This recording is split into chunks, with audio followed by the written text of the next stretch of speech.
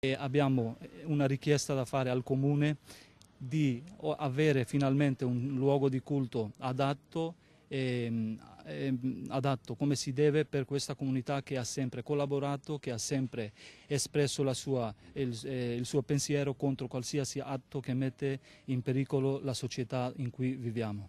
Incontriamo Sadmir Aglioschi a Marghera, davanti al Centro Culturale Islamico di Venezia e Provincia in via Monzani. Sono le 13, alla spicciolata i praticanti si avvicinano alla sala di preghiera non prima di aver provveduto al rito dell'abluzione di volto, mani e piedi.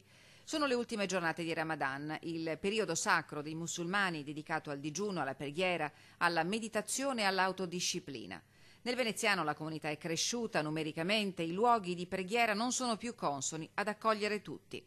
Chiedo alle autorità, chiedo al Comune di sedersi sul tavolo e finalmente arrivare a realizzare il sogno dei musulmani che ormai sono ben evidenti, non sono pochi ma sono circa 20.000 presenze.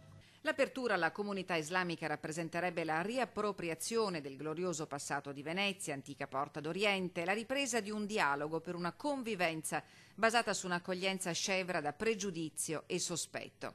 Il neopresidente della comunità Aglioschi con il presidente onorario Amin Al-Adab non perdono la speranza. La fede li sorregge ed è forte nel Ramadan, il momento di condivisione e di unione come esempio di vita quotidiana e futura. Speriamo a breve futuro di incontrare il nostro sindaco che rappresenta anche noi da cittadini o non cittadini, da chi lo vota o non lo vota, ma ormai quando ha vinto rappresenta tutti e mi sento che rappresenta anche noi, ecco.